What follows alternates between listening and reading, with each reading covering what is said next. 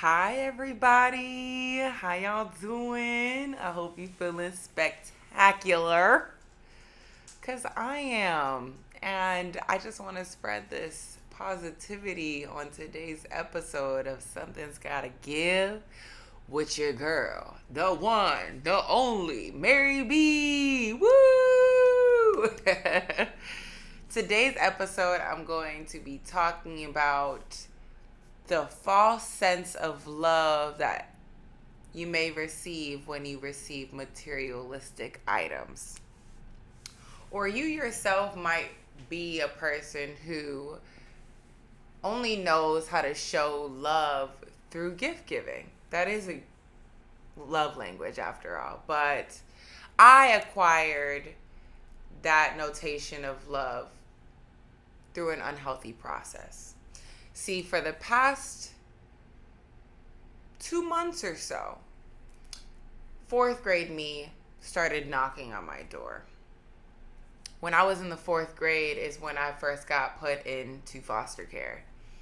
And also being put in the foster care system, I have now been introduced to a completely different lifestyle than I'm used to. And that looks like homes. I've never actually been in a house before the moment I got into foster care. I didn't know that type of lifestyle. I didn't know anything about suburban America because I grew up extremely poor. So when I first got into foster care, I was introduced to suburban America. I was also introduced to a new level of wealth, a new way of having attachment to materialistic things. So when you're in the foster care system, your foster parent receives checks. One, they get paid for taking care of you, but two, they also receive paychecks that are supposed to directly go to the child.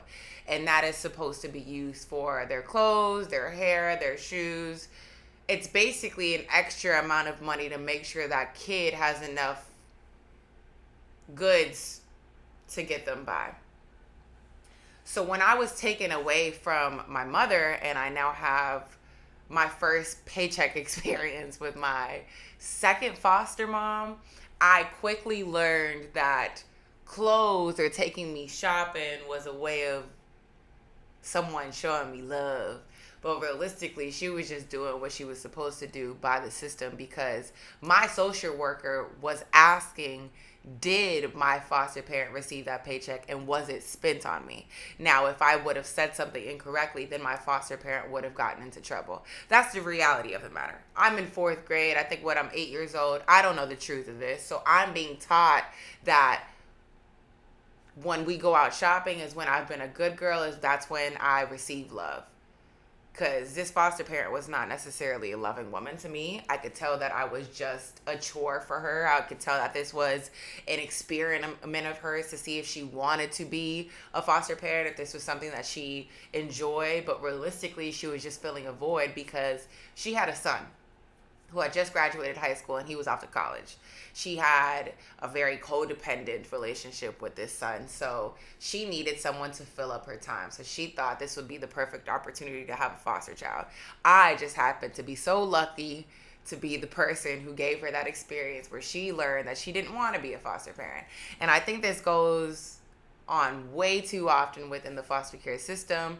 People end up becoming foster parents simply because they know that they can get a paycheck, or it's just a bumper, a filler. It's not something that a lot of foster parents are actually invested in, because knowing what you're getting involved in, many people would turn their heads in opposite direction, because these children are coming to you with baggage and their own personal stories, and their behaviors are already embedded in their system, and there's not much that you can do to change, and you really do have to help. But being able to help to the capacity that it has an impact on the child takes more than just a year. It takes more than just 6 months. And not only does it take more than you just opening your home and feeding this person, you have to tend to them energetically. spiritually. And that is not something that happens in the foster care systems. We hear about it all the time, but it's a broken system and it still has yet to be fixed. So when I would have these sporadic shopping sprees is when I first began to get attached to clothes in a negative connotation, because that was a way of I was being taught love in a sense. I can take it back even a little bit further than when I first got into foster care. I would sometimes receive presents from my grandmother, and she was the only one who would send me like the coolest dolls and toys. My parents weren't really giving that to me, and I didn't have friends because I moved around so much. So the notion of gift giving, the notion of materialistic needs was the way I learned love. Because oftentimes I wasn't receiving love through words. I wasn't receiving love through physical touch. I wasn't really receiving quality time. I wasn't really receiving any of the things that you should receive as a child. So the love bombing of materialistic things such as toys and clothes, I very much got hooked on and received that as love, because I was just looking for nickels and dimes because I wasn't necessarily receiving any. So it started in foster care with the checks that were meant to be spent on me. And then when I was in my last foster home, which then ended up turning into my adoptive mother, my father had visitation rights with me. And during visitation rights, they were monitored by someone in the system.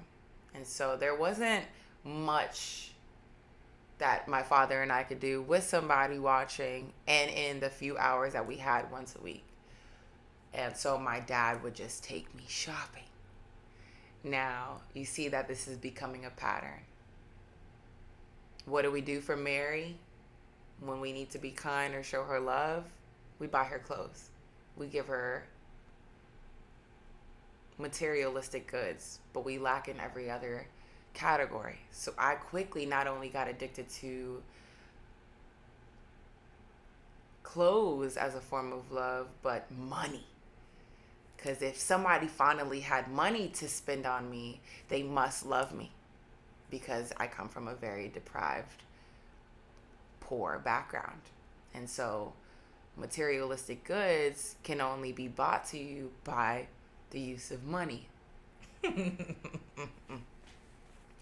So when my father essentially was no longer in the picture and I wasn't in visitation with him anymore and I was just with my adoptive mother, she was a very scarce woman.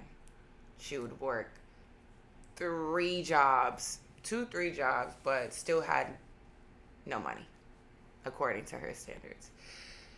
We would never be able to get McDonald's. You know, I was the kid that would be over the moon that once in a blue moon we got to go eat fast food, or oftentimes I was alone at home by myself. So dinner for me would be rice, hot dogs, and ketchup, or oodles and noodles. You know, she would have an abundance of Kool-Aid in the fridge, but it's because Kool-Aid is the cheapest drink to make, right? So again, because my adoptive mother was very scarce with her money, that 2 times a year when she spent money, I got attached to that. Because, oh my gosh, she must love me because she's acting as if there's no money. And we can only go shopping twice a year. One shopping trip was before the school year started, because everybody goes back to school shopping, right? But I always feel like it wasn't enough, you know, because I attached my value to the amount of clothes that I was given. And we would go shopping for Christmas, around Christmas time.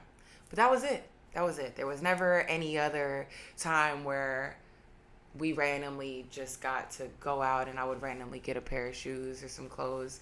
If it happened, it was very scarce, which is even more reason why I was deeply connected to materialistic things and starting to embody a very materialistic mindset when it comes to love.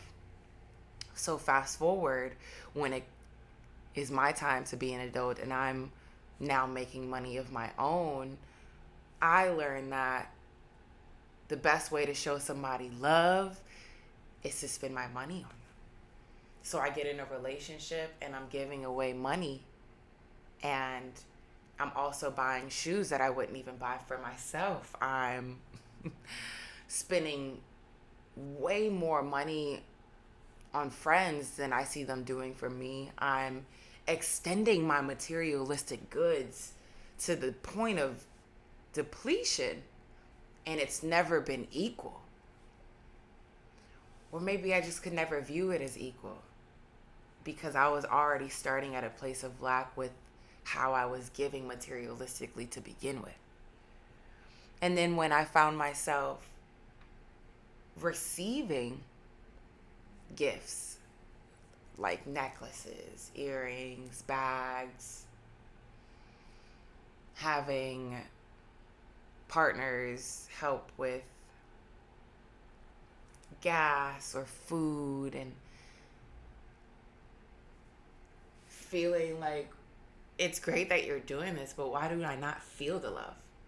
I feel more empty now.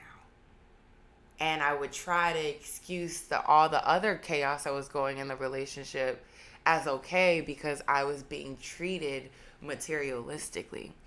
We see this all the time in Black communities and in the mainstream media of influencers who are like the rapper girlfriends, the wives, the women of housewives. We just see that it's never enough materialistic things. We need more, we need more. So if somebody gets in a fight or somebody hurts your feeling or somebody's been unfaithful, the way back in is buying them something, doing a grand gesture. There was a lot of commotion around the Cardi B and Offset relationship for so long because Offset would constantly cheat. Cardi B would constantly go online and express how she was tired of it, she was leaving, and then you turn around and see him doing a grand gesture of buying her a car, buying her a bag. And so she forgives him because of materialistic needs, but not because of the changed behavior, because there was no changed behavior.